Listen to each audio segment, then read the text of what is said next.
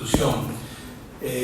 Hasta el año 2015 fuimos de las últimas provincias en tener concursos para poder acceder a la magistratura, ¿no? Estaba el viejo sistema, Superior Tribunal armaba una terna, la enviaba al Poder Ejecutivo y el Ejecutivo nombraba con acuerdo de la legislatura y no había ningún tipo de selección.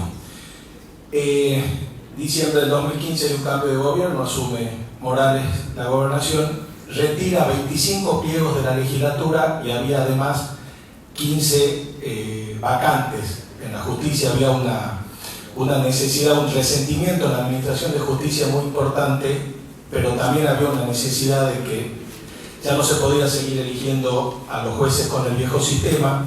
Había una resistencia muy grande por parte de muchos sectores que entendían que la única manera de cambiar el sistema era con una reforma constitucional, y había algunos que entendíamos que se podía autolimitar el sistema y establecer algún sistema de concursos sin tocar la Constitución, que implicaba mayores consensos. Se logra sancionar en diciembre del 2015 la ley del Tribunal Evaluador, que depende del Superior Tribunal de Justicia, y ese es el que vino funcionando. No hubo ningún cuestionamiento a su constitucionalidad y fue absolutamente incorporado al sistema por parte de todos los estamentos. Ese tribunal está conformado, actualmente sigue vigente, está conformado por el Poder Ejecutivo, el Poder Legislativo, el Poder Judicial a través del Superior Tribunal de Justicia, hoy Suprema Corte, y los colegios de magistrados y de abogados. Bueno, un poco el trabajo que fue haciendo el tribunal durante todos estos años, solamente la selección de magistrados. Este es un tema importante. Santa Fe, hace un mes, Rosario, la Cámara Contencioso Administrativo Rosario dictó un fallo donde anula la designación de un juez que fue elegido, estaba en segundo término en la terna, y la ley de Santa Fe le exigía, los que están en Santa Fe si no me corrigen, pero exigía que hay que estar debidamente fundado, salir del orden de mérito.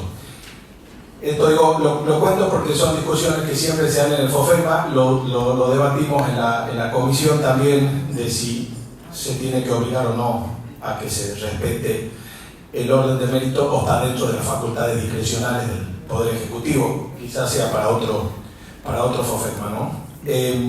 Reforma de la Constitución en el año 23 constitucionaliza el Consejo de la Magistratura y además reforma totalmente lo que es el jury de enjuiciamiento de los jueces, donde cambia el sistema y le da un peso político más importante. Venía el sistema anterior del jury, era del Superior Tribunal de Justicia, ahora incorpora a la legislatura. Y además le da independencia, autarquía y autonomía total a los ministerios públicos de la acusación y de la defensa, y establece que el Consejo de la Magistratura va a ser el órgano no solo encargado de elegir a todos los magistrados, a los fiscales y a los defensores, sino también de sancionarlos, ejercer facultades disciplinarias y acusarlos ante el jury de enjuiciamiento.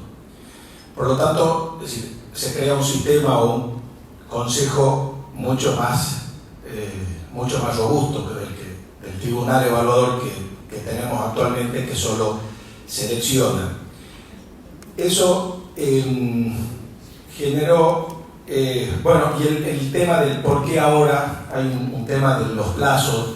La Constitución dice que hasta que se dicten las nuevas leyes que pongan en funcionamiento estos institutos, siguen rigiendo los viejos, pero establece también, en una cláusula tercera anterior a todas las otras, que todas las leyes que deban dictarse en conformidad con lo dispuesto por esta Constitución deben ser sancionadas dentro del plazo máximo de 2 años. Y más allá de si podemos discutir, acá hay constitucionalistas, de si es ordenatorio o no, de si hay que cumplirlo o no, a partir del 20 de junio del 2025, que es cuando se cumplen los 2 años de jurada la Constitución, cualquier persona, cualquier magistrado que sea sometido a un proceso de acusación o una sanción disciplinaria, lo primero que va a hacer es decir que no se lo está juzgando con los institutos que prevé la Constitución, y más allá de que después se puede resolver, ensucia la cancha, genera un manto de sospecha del funcionamiento del sistema que nos parece que no le hace bien, y por eso la importancia de tener en funcionamiento este Consejo cumpliendo los plazos de 2 años que dio la Constitución. Por eso, el año pasado, el gobernador dicta un decreto que crea la comisión redactora del anteproyecto en el entendimiento de que se necesita un consenso importante para sacar una ley de estas características, donde se necesita la mirada de todos los actores que van a intervenir en el proceso. Nuestra Constitución ya establece los miembros que va a tener el Consejo, repite un poco la experiencia del Tribunal Evaluador, solo agrega un solo legislador, es decir, que es un consejo de 11 personas, y que establece también las mayorías necesarias para la acusación, para poder abrir la acusación, que se necesitan 2/3 del total de los miembros, como una garantía del consenso que se debe alcanzar para poder abrir un jury contra algún magistrado. El Consejo, nosotros, bueno, fue inspirado, y esto por eso el valor de FOFECMA, digamos, buscamos mucha información de diferentes consejos. No todos los consejos acusan, no todos los consejos aplican sanciones administrativas, pero hay mucha experiencia y mucha riqueza en las diferentes provincias, que además, al ser una de las últimas provincias, digo, hay mucha experiencia en los años que ya vienen trabajando en otras provincias. El proyecto de ley establece los órganos tradicionales: plenario, sala de selección, sala de disciplina y acusación, hacer una sola sala para evitar el reenvío de un expediente de una comisión a otra que termina, no es acusación, no es sanción, y va y vuelve, y nos quedamos sin poder resolver nunca ese tema. La escuela judicial, porque la Constitución establece que sea la escuela judicial el Consejo de la Magistratura el que lleve adelante la escuela judicial, por lo tanto también se la trata como una sala. El tema en la selección, para hablar de algunas cuestiones que hemos sacado también de otras provincias, limitar en el tiempo, primero darle un tiempo a la terna, al orden de mérito. Lo complicado que es hacer un proceso de selección, elegir una persona para que sea magistrado, y a los 3-4 meses se produce una vacante en el mismo fuero y hay que volver a llamar a un concurso, y eso creo que a todos por experiencia genera muchísimo desgaste. Entonces, que tenga un plazo de duración ese orden de mérito por si se produce una nueva vacante, y que durante 3 años hay una discusión importante, porque había gente que no estaba de acuerdo con eso, que desde que juró en el cargo esté 3 años en ese cargo y no se pueda presentar a otro concurso. Digo, la necesidad no solo de dar igualdad de oportunidades, sino también de cumplir con la administración de justicia. Si no, también pasa, llegan a los 8 o 9 meses de estar en un cargo, por ahí se presentan a otro y dejan ese cargo vacante, y se nos generan bastantes problemas. Entonces nos pareció, está inspirado nosotros lo vimos en Mendoza, no sé si otras provincias tienen el sistema, pero creemos que es un acierto tener una limitación para estar en el cargo, para poder presentarse a otro concurso. El tema de las faltas disciplinarias, la Constitución establece que las faltas van a ser de acuerdo a lo que disponga la ley que reglamente el Consejo, y ahí los 3 institutos, la Suprema Corte de Justicia, el Ministerio Público de la Acusación y el Ministerio Público de la Defensa, estuvieron de acuerdo, y todos coincidimos. En realidad no se le puede quitar las facultades disciplinarias mínimas que tiene que tener un órgano jerárquico frente al funcionamiento de la estructura. Entonces, la ley prevé que se pueden aplicar sanciones menores a los magistrados por parte de las cabezas de cada uno de los poderes, y que puedan puedan recurrir ante el Consejo de la Magistratura, pero quitarles las facultades disciplinarias absolutas. Se las dejamos para los empleados, la ley se los deja para los empleados, pero para los magistrados no. Generaba un problema de funcionamiento que creo que lo hemos superado de esta manera, pero que además nos iba a generar bastantes complicaciones.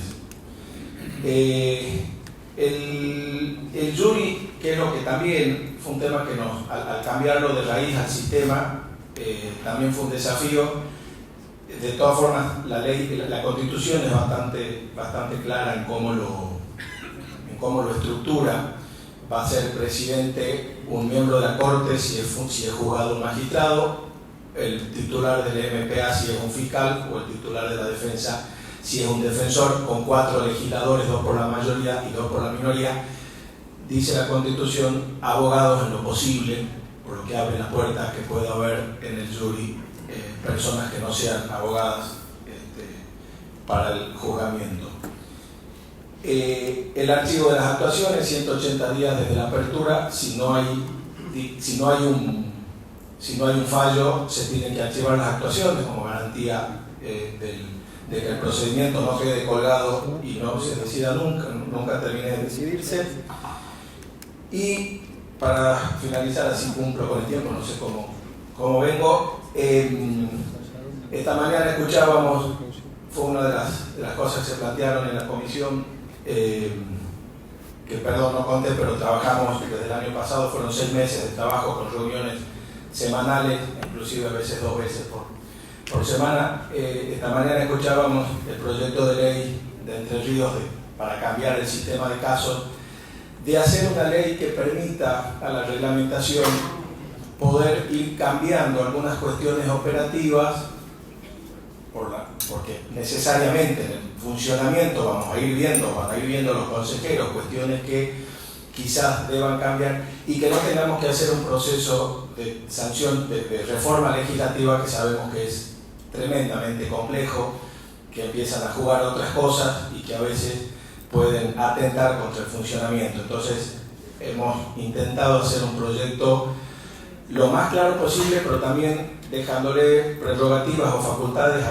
reglamentarias al pleno del Consejo para que pueda trabajar en su funcionamiento. Nosotros venimos de un proceso que tiene pocos años de concurso. Cuando uno ve ya con el diario del lunes, por ahí es más fácil ver que los cambios se fueron dando, pero cuando uno estaba en los años anteriores, 2007, 2010, donde hubo presentaciones, el Colegio de Abogados, el Colegio de Magistrados hicieron presentaciones muy enfáticas en la necesidad de cambiar el proceso y la resistencia que había de algunos sectores. La importancia de cuando uno está convencido de que los cambios se tienen que hacer, ir haciéndolos, ir planteándolos, se van a ir haciendo, van a ir de a poco. Y bueno, insisto de nuevo, estos foros creo que son fundamentales para poder generar una mayor institucionalidad y poder tener consejos que estén a la altura de las circunstancias. Muchas gracias.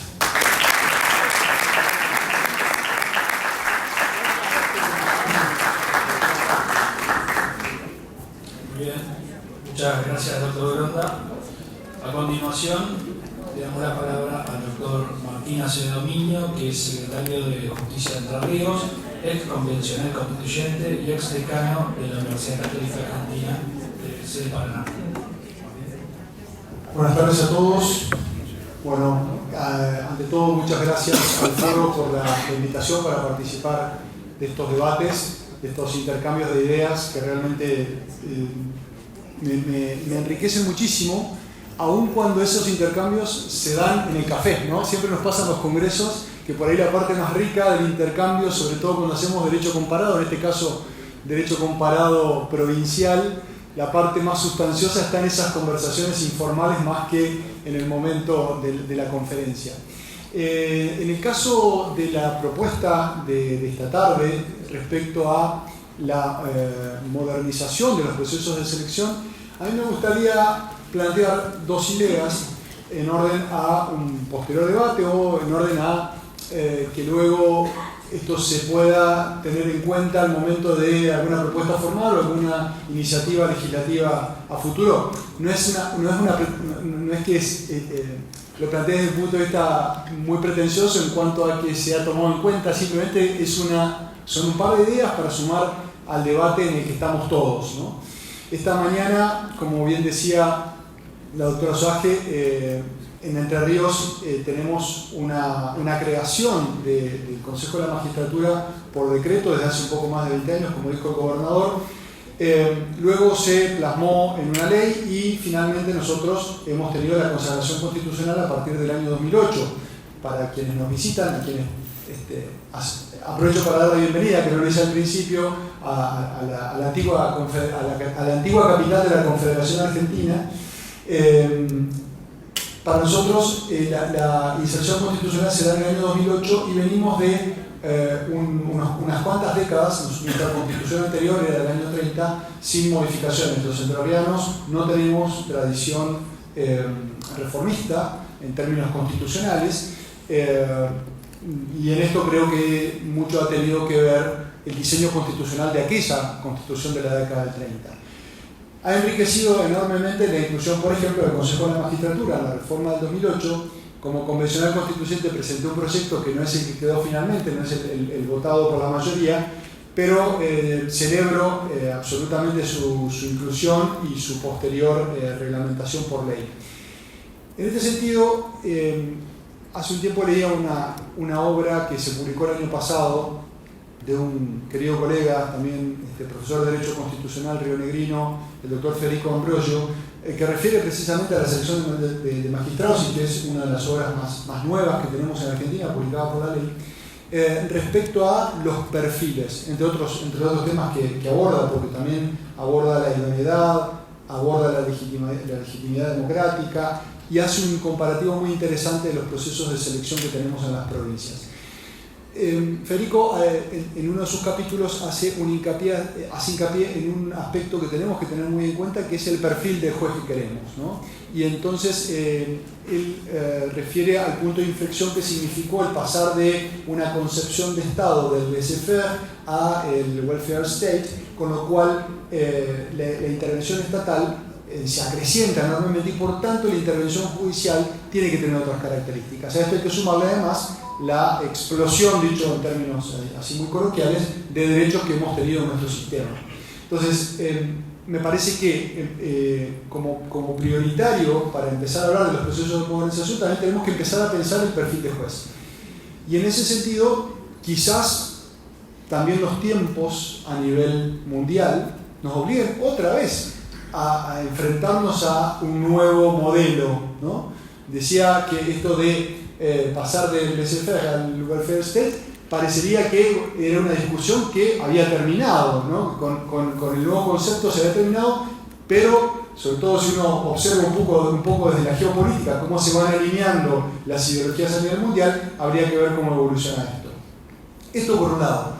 Y en esto creo que hay una mención de índole bíblica que tenemos que tener en cuenta y que es saber leer el signo de los tiempos. Por otro lado, la irrupción de ciertas tecnologías, aquí han estado abordando el tema puntual de la inteligencia artificial como fenómeno que irrumpe en estos procesos, también me parece que amerita algunas consideraciones. Como constitucionalista no puedo dejar de pensar en el necesario encuadramiento dentro de los principios constitucionales, ¿no? No puedo pensar una irrupción de estas alternativas tecnológicas sin pensar en el principio de legalidad, ¿no? O sin pensar que lo que se decida tiene que tener en cuenta el principio de igualdad, ¿no? Estas cuestiones me parece que si nosotros mantenemos el esquema constitucional vigente no podemos desconocerlo. Hace un par de años me invitaron a escribir en una publicación brasileña que pretendía abordar el desembarco de la inteligencia artificial en los sistemas jurídicos, y a mí me pidieron una mirada constitucional, sobre todo desde lo que tenía que ver con Argentina.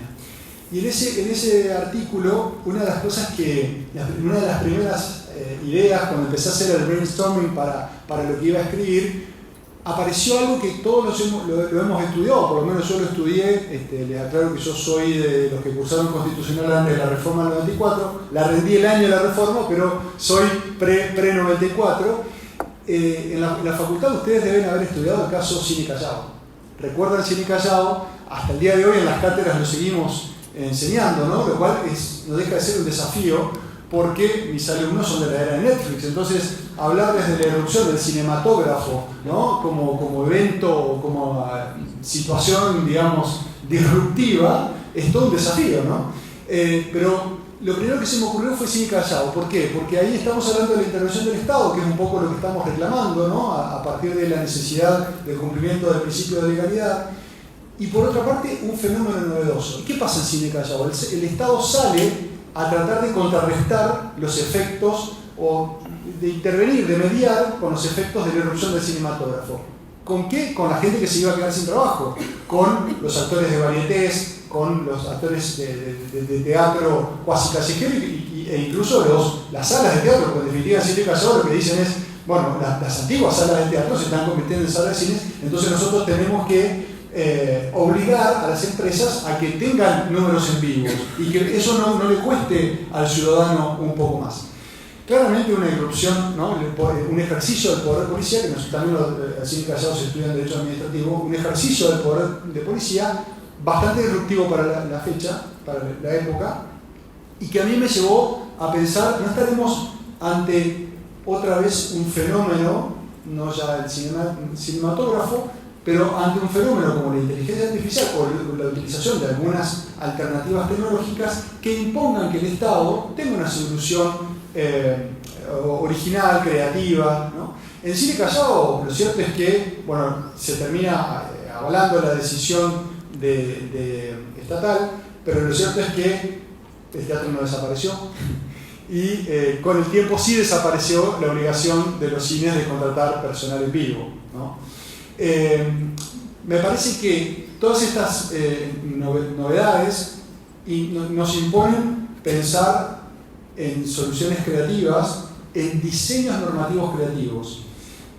Nosotros estamos en un proceso en Entre Ríos de debate en la legislatura de un nuevo proyecto de ley del Consejo de la Magistratura.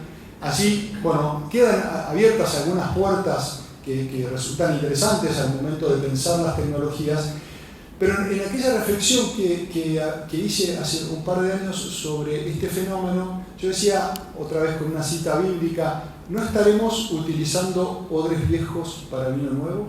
¿Recuerdan ustedes el pasaje de la Escritura donde se habla de el pedazo de tela que tiende a romper el pedazo nuevo, el pedazo viejo, y los odres que terminan reventando, ¿no? Entonces, una de las cuestiones que uno tiene que pensar es el sistema normativo actual, si lo seguimos utilizando sin hacer ninguna modificación, ¿no será el odre viejo que revienta ante el vino nuevo? Y como otra pregunta más me planteaba, ¿no será que incluso el sistema constitucional amerita a futuro algún cambio, alguna redefinición en estos términos? Porque otra vez podríamos estar ante un odre viejo que revienta ante el vino nuevo. En definitiva, creo que son preguntas que nos tenemos que hacer ante el desafío de la redefinición en términos normativos. Yo siempre me acuerdo de una anécdota que nos pasó en la Convención Constituyente acá en Entre Ríos, al momento de debatir el artículo que consagra el acceso a la información pública.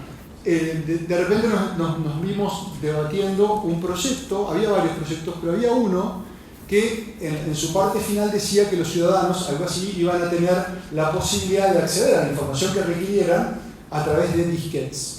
Imagínense si eso hubiese quedado. No quedó ni disquete ni ningún otro artinículo, pero imagínense que en ese momento nosotros nos creíamos en la cresta de la ola por poner el tema del disquete para el acceso a la información pública. Gracias a Dios eso no quedó un artículo muy bueno a mi criterio, pero siempre estamos, me parece a mí, en el riesgo de que la estructura normativa también quede desactualizada. Evitemos, por tanto, el uso me parece a mí, de algo que sea demasiado restrictivo o que no nos deje muy poco margen de maniobra.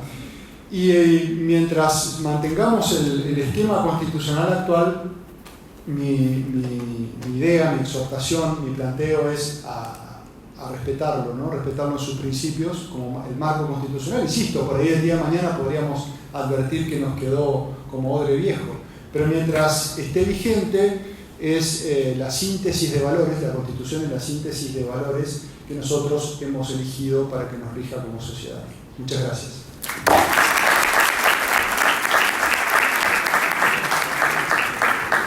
Bueno, muchas gracias, doctora Cedomiño.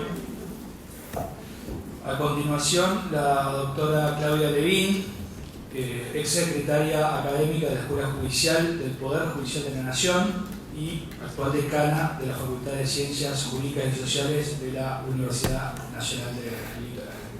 Bueno, muy buenas tardes, qué gusto estar con usted. Primero agradezco la invitación, muy especialmente, y además es un gusto estar con ustedes en este ámbito tan federal. Yo he estado en el Consejo de la Magistratura de la Nación durante 20 años, más o menos, impulsando la creación de la Escuela Judicial con carácter federal. Y realmente, primero me costó muchísimo la creación, que se reglamente la Escuela Judicial. Primera cuestión, porque estábamos en un momento donde, no sé, los jueces, el planteo era, pero si ya somos jueces, que no necesitamos aprender, ya somos jueces. Esto así, planteado. Y después el tema de, bueno, tenemos un país federal. ¿Y qué es lo que pasaba? Los cursos de capacitación solamente existían en Buenos Aires. Entonces, después, a la hora de la selección de los jueces, y bueno, la diferencia era clara. Quienes podían ir a los cursos todos los días, nadie se podía ir desde Entre Ríos todos los días a Buenos Aires a capacitarse. Bueno, ¿quiénes tenían mejor formación? ¿Quiénes tenían mayores antecedentes? Y bueno, que podían acceder a la formación en Buenos Aires. Propuse nuevamente la creación de las escuelas en el interior del país y recuerdo que la respuesta fue, para ver el valor que tiene esto como órgano, como ámbito federal, ¿no? La respuesta fue que no había presupuesto para que funcionen en el interior del país. Yo ya era secretaria académica de la Escuela Judicial. Entonces, no había presupuesto, dije, no se hagan problema, vamos a hacer una experiencia piloto en Santa Fe y en Entre Ríos. Yo ya soy funcionaria, no necesito ninguna designación, así que no hay gasto. Esto lo vamos a hacer en la universidad, los profesores van a ir ad honorem, para variar. La segunda cuestión fue, ¿y cómo vamos a medir la calidad académica de la formación? Yo soy la misma persona, soy la secretaria académica de la Escuela Judicial. Acá voy a hacer la misma en Santa Fe. Bueno, cuestión que finalmente se autorizó la primera experiencia piloto en Santa Fe, con un examen después para ver si realmente el rendimiento académico era el mismo, y recién después se habilitaron todas las escuelas judiciales del interior del país, que hoy sí existen en todo el país. Digo por la importancia de estos ámbitos, de fortalecer los ámbitos federales, porque realmente es un tema que, bueno, cultural, que nos atraviesa a todos, a nosotros también, nos atraviesa absolutamente a todos. Y por el otro lado me parece muy importante el tema que estamos tratando, porque todos tenemos críticas hacia la justicia, ¿verdad? En muchos casos, con mucha razón. Ahora, los jueces y las juezas no es un grupo de autoconvocados que tomaron por asalto los despachos judiciales y se constituyeron en jueces. No es que vino un charter de Corea del Norte y tomó por asalto los despachos judiciales y nosotros somos tan british todos y con leyes tan noruegas, no sé por qué tuvimos esta mala suerte que nos tocaron estos jueces. Bueno, no es así. La composición del Poder Judicial se rige por normas, por leyes. En algunos lugares leyes, en otros decretos, depende del ordenamiento, ¿verdad? Y esas leyes son aprobadas por las legislaturas. Y esos representantes los elegimos nosotros. Digo que tenemos, esto sí que quitar responsabilidad al Poder Judicial, no estoy quitando responsabilidad. Digo que hagámonos cargo de que algo tenemos que hacer para cambiar esto. Porque si lo seguimos haciendo igual, el resultado va a ser el mismo. Si seguimos haciendo igual las cosas, vamos a tener siempre el mismo resultado con las mismas críticas. Bueno, no miremos solo el Poder Judicial, porque si no nos vamos a quejar. Miremos cómo se constituye el Poder Judicial. Entonces es esto lo que tenemos que cambiar. Por eso es muy importante este tema que hoy se aborde como tema, el de los procesos de selección de magistrados. Yo creo, bueno, hay distintos sistemas, el sistema nacional que todos conocemos, regido primera por la 24937 y 39 y luego modificada por la 26080, bueno, con las declaraciones de inconstitucionalidad per se que ya conocemos, fueron formando un proceso de selección de magistrados con muchas críticas, es cierto, pero también tengamos en cuenta de dónde venimos. Es un órgano, en términos institucionales, joven, ¿no? Nosotros veníamos de un sistema donde lo único que hacía falta, a nivel nacional digo, lo único que hacía falta para ser juez era tener cierta edad y cierta antigüedad en la matrícula y era suficiente. A ver, el caso famoso, Rodolfo Tapia, con esa cámara oculta donde resulta electa, era jueza una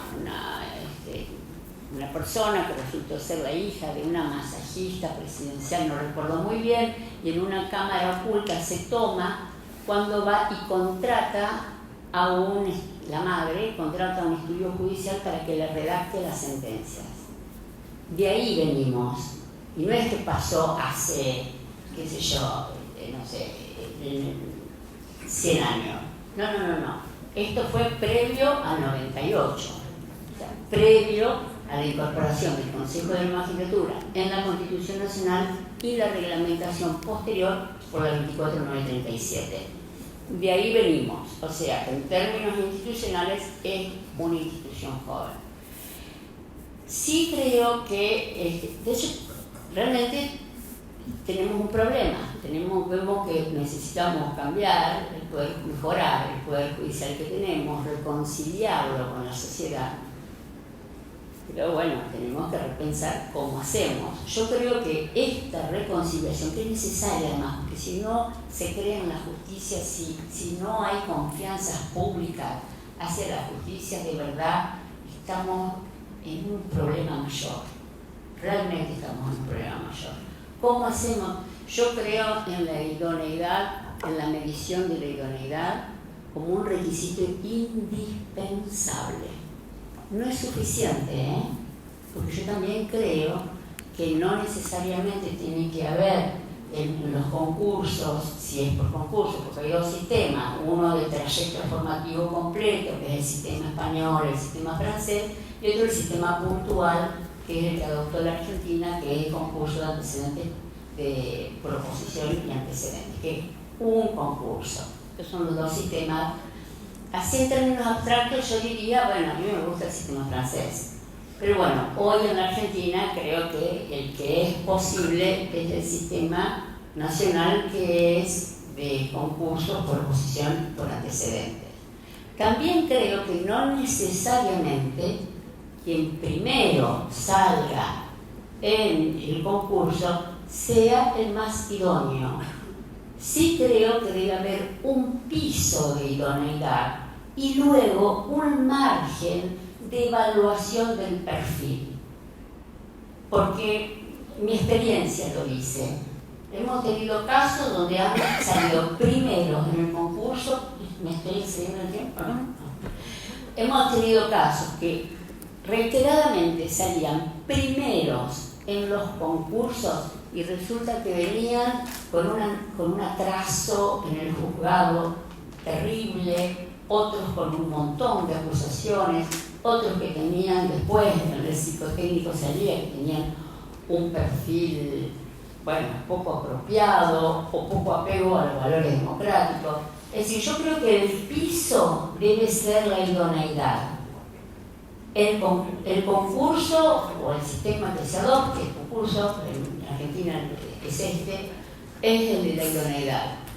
Ese es el piso, pero con un margen. Yo creo que hay un margen de medición del perfil, porque si no, se pueden cometer errores. En mi experiencia de más de 20 años en el Consejo de la Magistratura, entiendo que en muchísimos casos, si se hubiera elegido obligatoriamente al primero, hubiera sido realmente muy desatinado para el servicio de justicia. Así que yo sí creo que debe haber un margen para evaluar el perfil. Y en la capacitación permanente. O sea, hay elementos que no pueden faltar. El lenguaje claro, por ejemplo. Si queremos reconciliar las instituciones, la justicia, con la sociedad, también tenemos que sea confiable el sistema de selección y que además se entienda lo que se dice. A ver, que se entienda lo que estamos diciendo, el lenguaje claro. Hoy, bueno, la provincia de Buenos Aires ya tiene su manual, no sé si hay gente de la provincia, seguro, tiene un manual de lenguaje claro para la justicia. Creo que no puede ser que se necesite un traductor para leer una sentencia, porque bueno, ahí es donde después nosotros también, que somos abogados, lo traducimos como nos va apareciendo a la sentencia. Así que hay un caso que no sé si es cierto, pero que merece serlo realmente, de lenguaje claro, que no sé si es cierto, pero no importa, yo lo cuento porque me parece muy gráfico. Donde va una mujer con su divorcio y el abogado le dice, bueno, estamos esperando el fallo. La mujer dice, listo, ¿va a fallar el juez? O sea, terrible. Digamos, es horrible. Falla. Sí, hay un fallo. Bueno, primera cuestión. Después le dice, bueno, nada, ya está la sentencia, bueno, fue condenado por los alimentos, está. Muy bien, ¿y cómo hacemos ahora? Y bueno, ahora nada, ahora hay que ejecutarlo. Y la señora responde, ¿no será mucho, doctor? Yo no sé si esto pero merece serlo. Merece serlo. Bueno, esta es la necesidad del lenguaje claro. Nosotros tenemos que ser capaces de formar jueces y de redactar leyes en lenguaje claro. Esto también nos reconcilia con la sociedad. Cuando el justiciable lee, sabe qué es lo que pasa y no necesita un abogado que le diga, que además también todos, bueno, yo recibo muchos años la profesión. Los colegas a veces lo traducimos de alguna manera y otras veces de otra. No, esto tiene que ser de acceso a la ciudadanía. Así que estas son las cosas que tenemos que incluir en las capacitaciones que yo creo que deben ser permanentes, porque la capacitación no es un lugar que uno llega y ya está. Es un camino que uno recorre durante toda la vida. Así que debe ser permanente. A mí me gustaría que fuera obligatoria, pero bueno, es para discutir, pero creo que sí tenemos el deber de hacer todos los esfuerzos y pensar creativamente cómo hacemos con un mejor sistema para reconciliar a la justicia con la sociedad. Así que, bueno, nada, es un disparador para las preguntas, para las charlas, y muchas gracias por este espacio.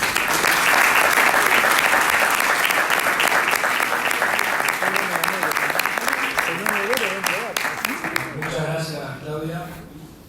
Bueno, ahora, si bien estamos un poquito justos con los tiempos, dejamos espacio para las preguntas. Doctor Guasón.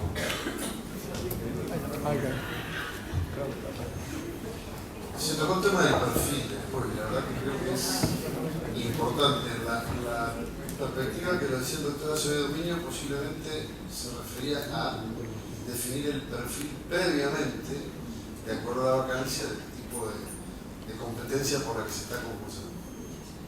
Claudia hacía referencia a la etapa de la entrevista, me parece, y dejando ese margen de discrecionalidad, verificar si esos postulantes, más allá del puntaje, eran aptos, apropiados o idóneos para cubrir esa vacante. Creo que lo discutimos en alguna sesión previa, no me acuerdo cuál fue. El perfil previo.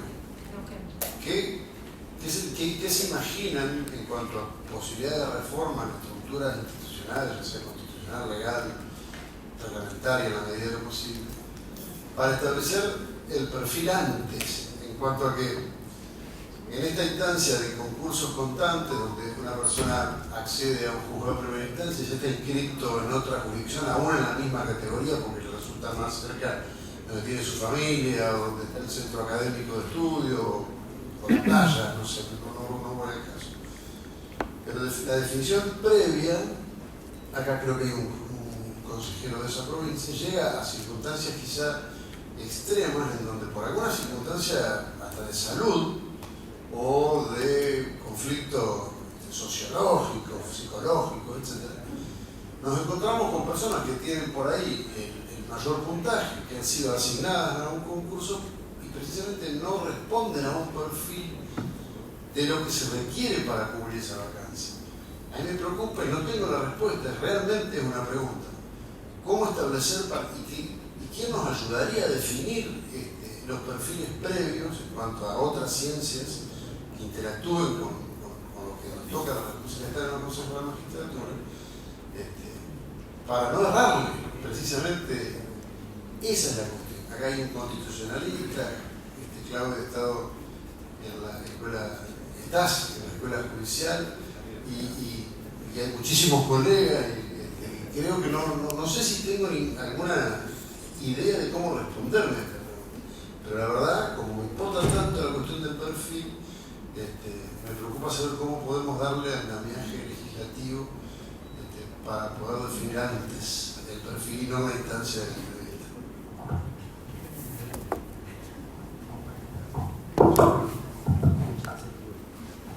Empiezo con lo que se va ocurriendo, ¿no? A partir, y además quería hacer una apreciación sobre algo que dijo la colega respecto a los ámbitos de apreciación, ¿no? Fue una de los abordajes de Claudia. Allí me parece que yo lo advierto dificultoso en términos de normativizarlo. Lo encuentro dificultoso. Lo vería más fácil como una decisión del órgano colegiado en algunas cuestiones muy macro, ¿no? Por ahí no en el detalle, ¿no? Pero lo que pasa es que me imagino que hay distintos diseños. Yo no he estudiado el comparativo, no le presté demasiada atención en esta obra que les comentaba, el comparativo de cómo están conformados los consejos en el resto del país, pero se me ocurre que podría ser una decisión, un ámbito de apreciación que le deja al legislador, al propio cuerpo colegiado, para algunas cuestiones macro, ¿no? Esta referencia que yo hacía de un cambio en la concepción del Estado, me parece que, bueno, es esto de acudir al signo de los tiempos, y por eso me pregunto si esa idea del juez que tiene más intervención que en otra época, porque las circunstancias constitucionales, legales, incluso de sistemas transnacionales, le dan ese marco, si eso va a seguir siendo así. Hoy por hoy me parece que en cuanto al perfil, por el sistema en el que estamos inmersos no podemos apartarnos de un juez que tenga una mirada transnacional, me parece, ¿no? O sea, debería ser porque estamos en el sistema y porque la omisión del juez genera responsabilidad internacional del Estado, ¿no?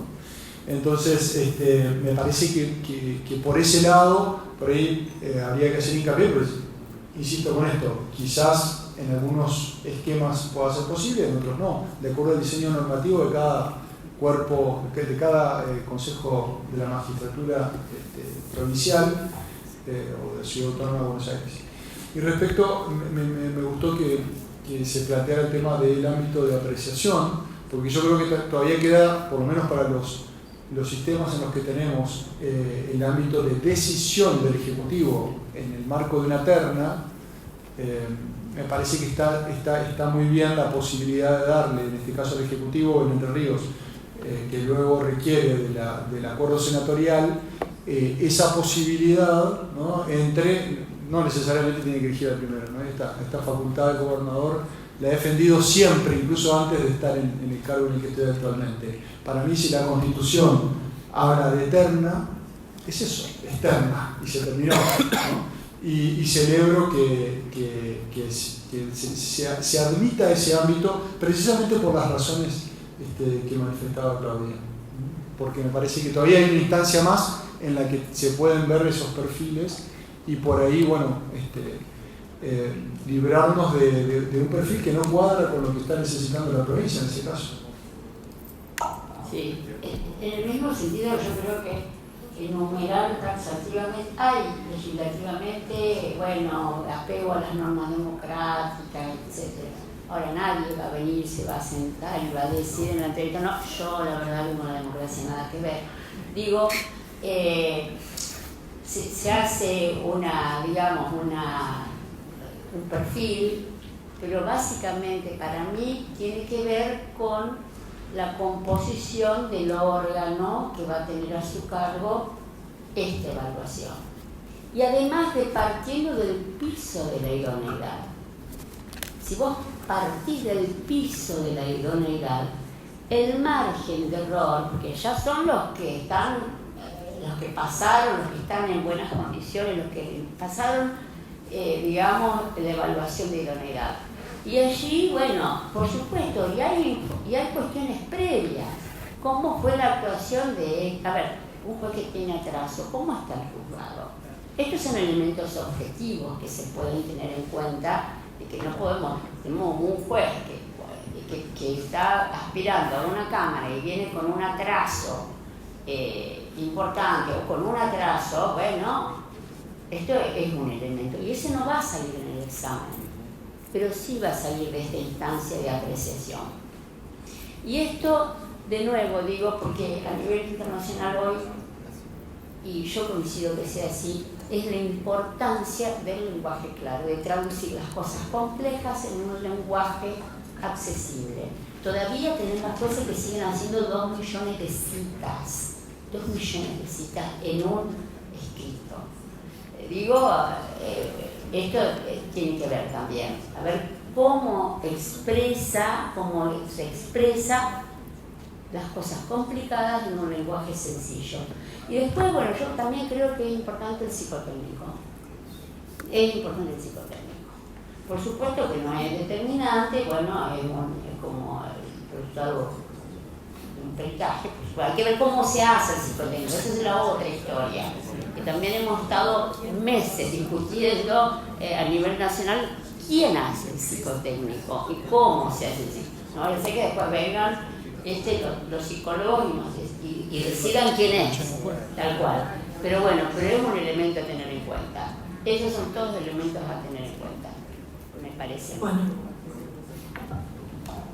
Bueno, sigo con hola a todos. Bueno, muchas gracias a todos por venir a participar del panel. La verdad, un orgullo total que puedan estar acá.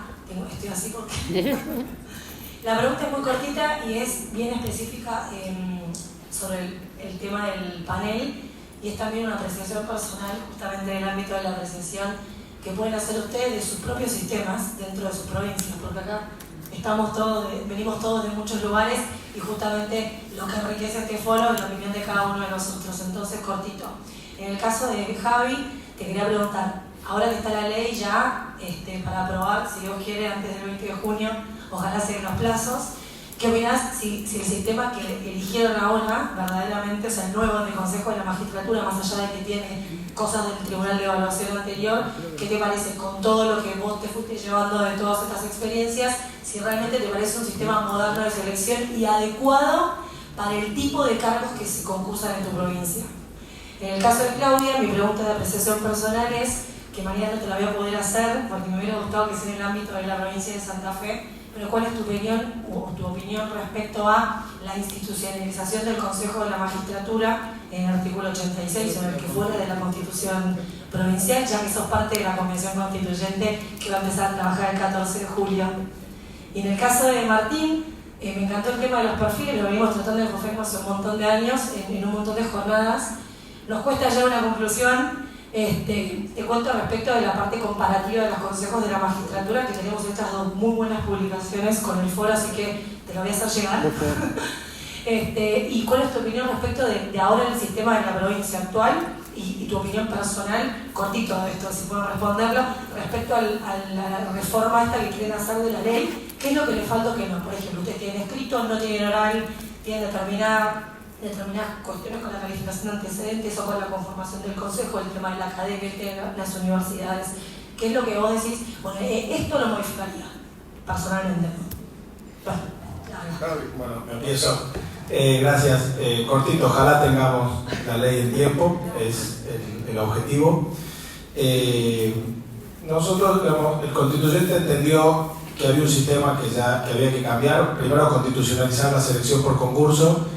El tema del jury, que fue lo que más generó algún tipo de ruido, se entendió que el sistema que había desde la última reforma, que era del 87, no había funcionado todo lo bien que el sistema esperaba. Por lo tanto, es un sistema que va a empezar de cero, no sabemos cómo va a funcionar, hay que verlo caminar para poder apreciarlo.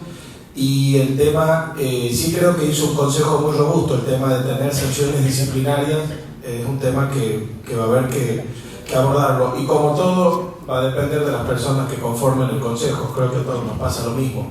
El compromiso va a depender de cada una de las personas que vayan al consejo y el ritmo de trabajo que se le vaya a poner, ¿no? Así que será para apreciarlo en el momento que esté en funcionamiento.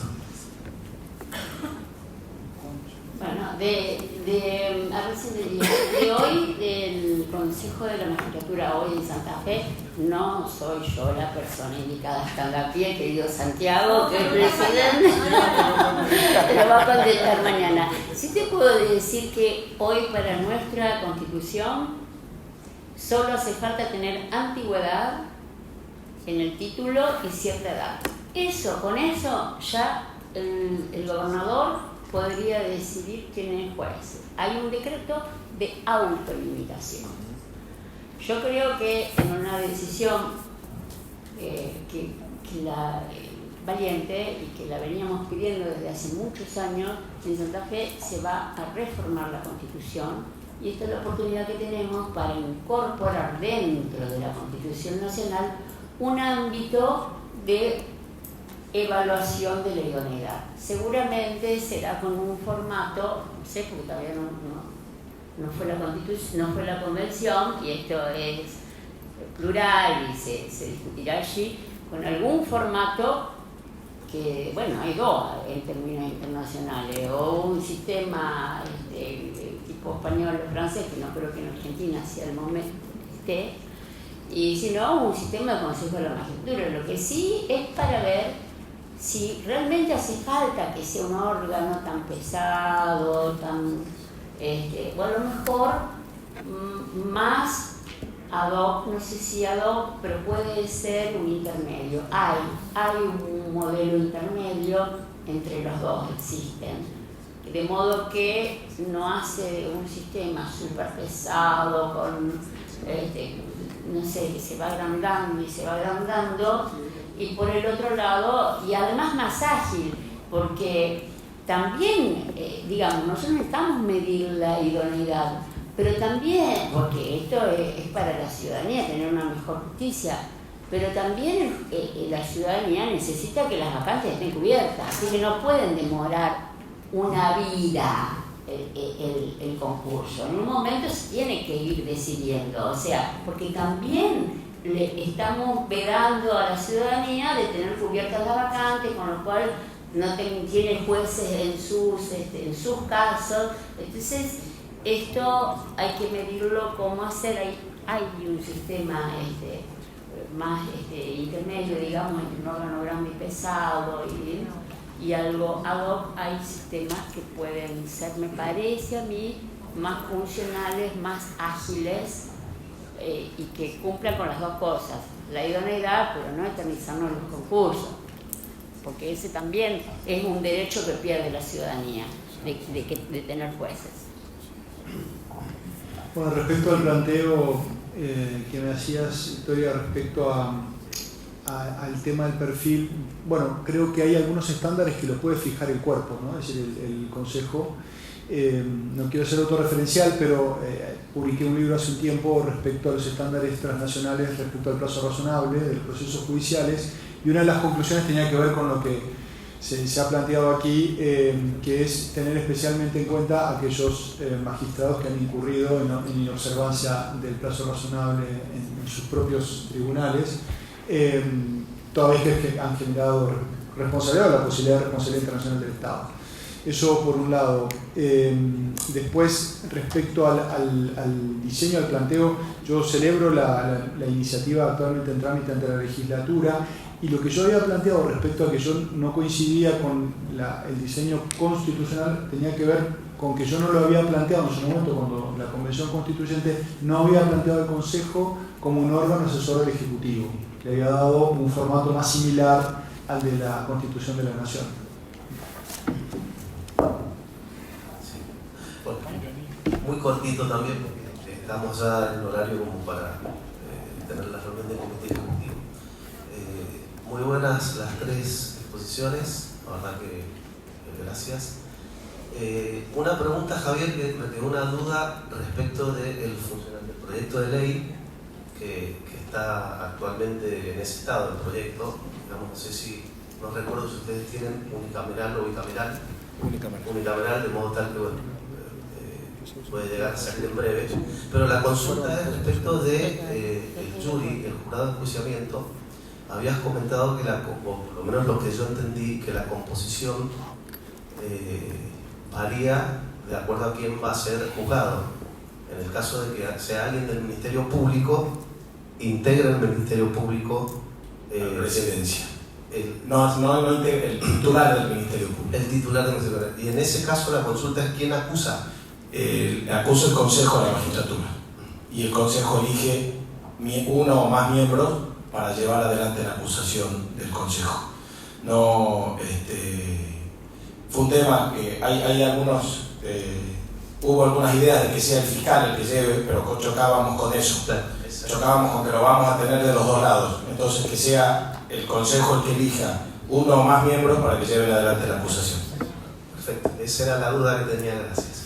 Y Claudia, bueno, coincido absolutamente en tus apreciaciones respecto de que no necesariamente aquel que llega primero en la evaluación técnica es quien está en mejores condiciones de ser el elegido, el seleccionado, ¿no? ¿Qué opinión tenés de Portugal, Claudia, respecto a aquellos consejos que tienen la evaluación en aprobados o desaprobados, nada más, o sea, que cumplen con los requisitos técnicos para el cargo al cual aspiran, y que sean luego los miembros del Consejo en las evaluaciones que evalúen todo lo referente a la idoneidad, como puede ser, como mencionabas recién vos, el tema de los psicológicos o el tema de juzgados atrasados, etc.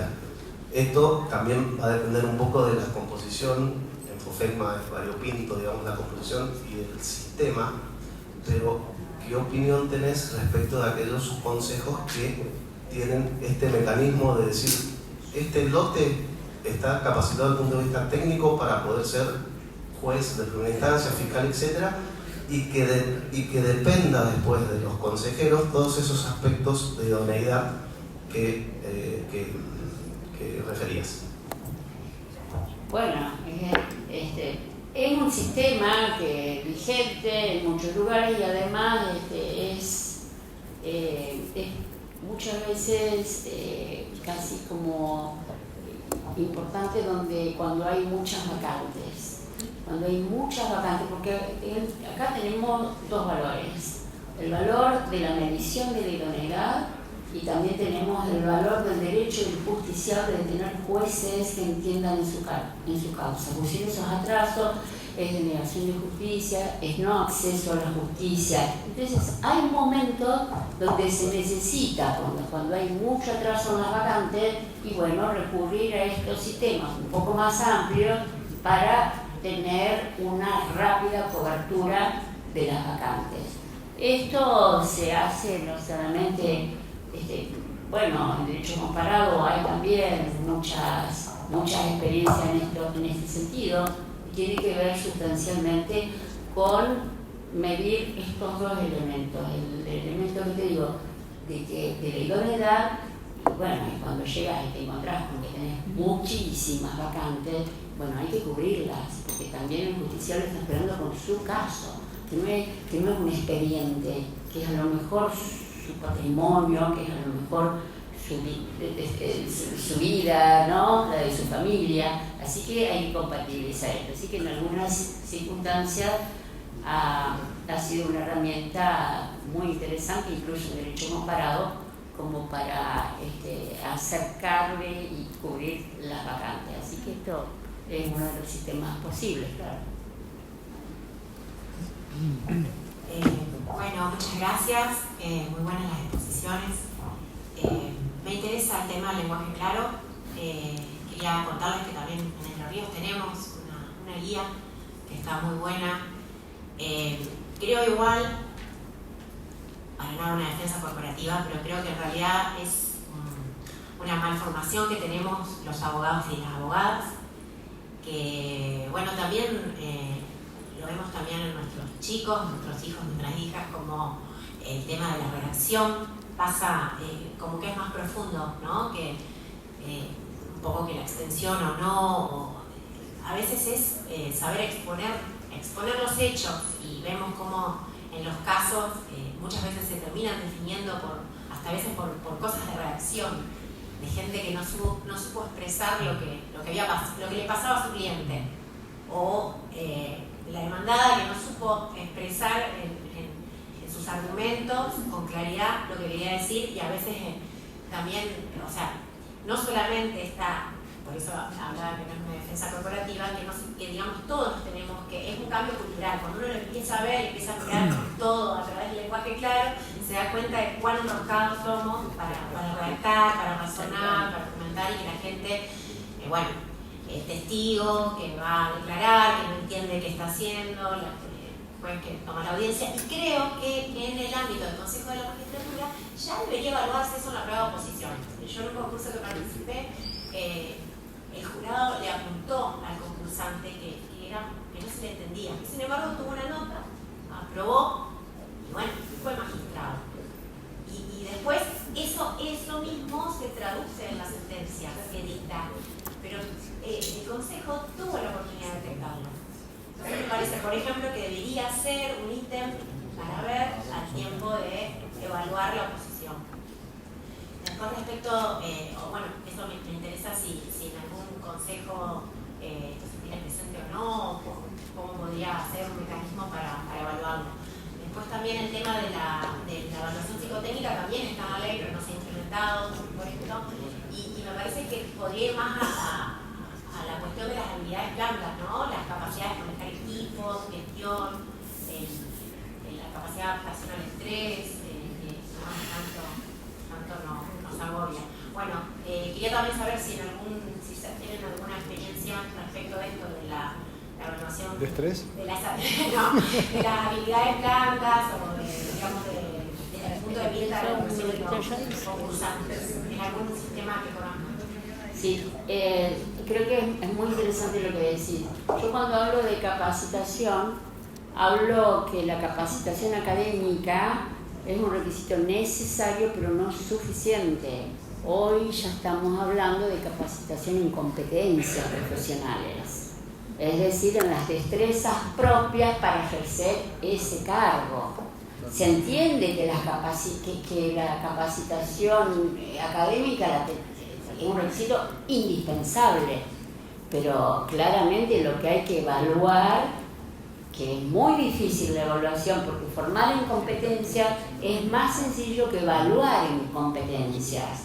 En competencias profesionales es muy difícil la evaluación, pero sí creo que es importante la capacitación, como bien lo señalaba, y que además, esto sí que está incluso, esto está aprobado por la Cumbre Judicial Iberoamericana, o sea que rige para todos los poderes judiciales de Iberoamérica, es la capacitación por competencias profesionales, es decir, las destrezas para ese cargo.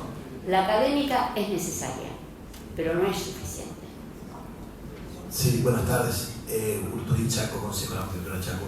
En realidad iba a hacer una pregunta que parte ya fue contestada, pero en realidad de las inquietudes que surgieron, por ahí sí como aporte, bueno, o sea, el Consejo de la Magistratura Chaco está cumpliendo 67 años, el primero ahora en septiembre, y fue el primero que tuvo un juez que juró como juez después de un concurso de oposición antecedentes en toda Latinoamérica, en el año 97, 98 y 97. Y un poco lo que decían ahí, también en el año 2016, por acá está el secretario que es perenne, así que todos lo conocen, así que sabe, a instancia justamente del representante de la abogacía, yo soy el representante de la abogacía, se reglamentó el mismo Consejo de la Magistratura con 6 votos a favor, una abstención que era el del juez, en incorporar un reglamento que exija este examen psicotécnico, especialmente que es de carácter reservado con todas estas cuestiones que tienen que ver con lo que se venía hablando, capacidad de liderazgo, empatía, y la verdad que lo usamos mucho.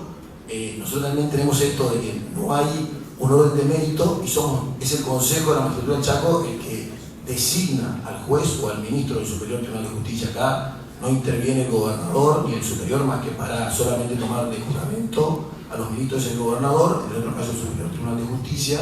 Así que es importante esta labor de los consejeros, donde están representados todos los poderes, más allá del examen de idoneidad. Por eso, bueno, tenemos esa reglamentación, por ahí que pedían algo de derecho comparado, y bueno, vamos trabajando, la verdad que en cada designación con todas estas cuestiones. Por eso que lo vemos como interesante y como de aportes. Y lo que yo puedo decir, después de haber sido 7 años presidente del Consejo de Abogados, de que la verdad que la justicia en Chaco, les digo en Chaco, aquí en Matriculado Corriente, en Cava, en el Feral, es de las mejores. O sea que quiere decir que el Consejo de la Magistratura funciona.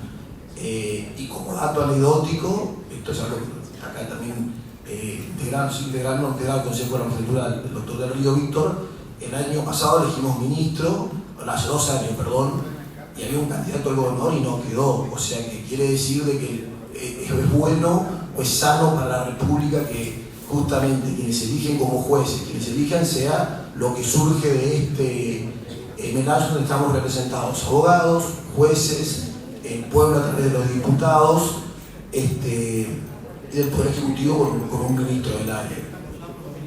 Y que los ministros también concursan desde la reforma. De hecho, creo que ¿quién fue la primera? Fue Grillo. Hoy todos los ministros, salvo uno, todos fueron por concurso también. Y luego dentro de esta forma de decisión y también con el informe psicofísico. Así que bueno, en realidad era un poco la pregunta, pero fueron contestando, pero más como aporte. Bueno, agradecemos a los periodistas.